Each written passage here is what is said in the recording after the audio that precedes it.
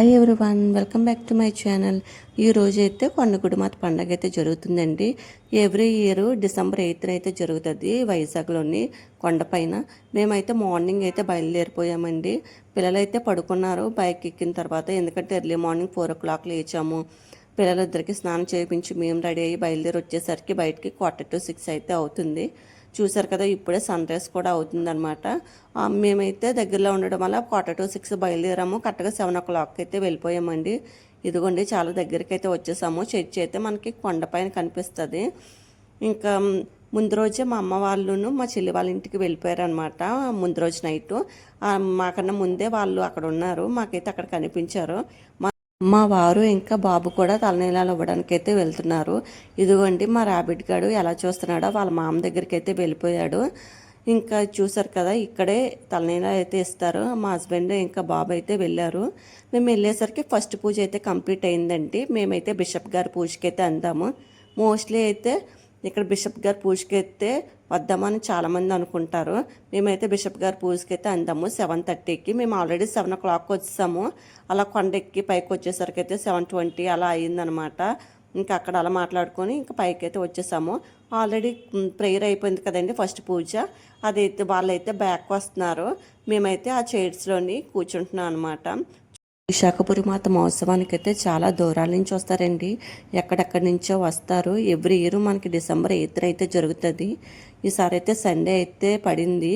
ఇంకా చూసారు కదా, మా చిన్నప్పుడైతే అమ్మ 2 o'clock లేచేదన్నమాట. 2 o'clock లేచి ఇంకా ఫుడ్ కూడా ప్రిపేర్ చేసేది. పులిహోర, బంగాళదుంప, చపాతీ ఇవన్నీ ప్రిపేర్ చేసి మేము అక్కడ నర్సీపట్నం 4 o'clock బయలుదేరితే ఇక్కడ 6 కల్లా వచ్చేవాళ్ళం.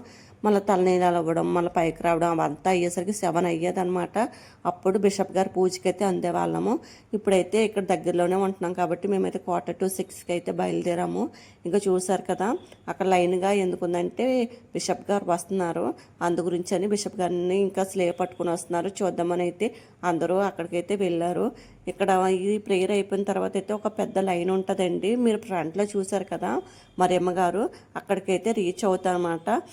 మరియమ్మ గారి దగ్గరికి వెళ్ళి ప్రేయర్ చేసుకొని అప్పుడైతే ఇలా కిందకు వస్తాము. ఇలా కిందకు వచ్చిన తర్వాత కూడా ఈ ఫ్రంట్లో ఇంకొక చర్చ్ కూడా ఉంటుందండి. ఆ చర్చ్ లోపలికి వెళ్తాము. అక్కడ కూడా ఒక లైన్ ఉంటుంది. ఆ లైన్ నుంచి ఆ చర్చ్ని అయితే రీచ్ అవుతాము. యాక్చువల్గా ఏంటంటే అక్కడ వీడియో తీయలేదండి, ఎందుకంటే పిల్లలతో కూడా ఉన్నాం కదా, తీయడానికి అవ్వలేదు. ఇంకా ఈ చర్చ్ లోపల నుంచి బయటకు వచ్చేసిన తర్వాత చూసారు కదా, జీసస్ పెద్ద స్టాచ్యూ అయితే ఉంది. ఇక్కడైతే కొన్ని ఫొటోస్ అయితే తీసాము. ఇది తీసిన తర్వాత ఇంకా నాకు మెట్ల నుంచి అయితే బయటకైతే వచ్చేసామండి కిందకి. తర్వాత ఈ కిందనైతే ఆ రోజు చాలా స్టాల్స్ అయితే ఉంటాయి. ప్రతిదీ ఉంటుంది అనమాట. ఒక తీర్థంలా అయితే జరుగుతుంది. ఫుడ్ నుంచి, బొమ్మల నుంచి, బ్యాగ్స్ అవన్నీ కూడా ఉంటాయి. దాని తర్వాత అయితే మేము బైక్ మీద బీచ్కి అయితే వెళ్ళాము. ఎంతసేపు లేమండి, ఒక 10 minutes 15 minutes. ఎందుకు వెళ్ళామో తెలియదు. చాలా ఎండగా ఉంది. మళ్ళీ పిల్లల్ని ఏం తిప్పుతామని చెప్పేసి మళ్ళీ బ్యాక్ అయితే అయిపోయామన్నమాట. ఈ వీడియో నచ్చినట్లయితే లైక్, షేర్, సబ్స్క్రైబ్ చేయండి. బాయ్.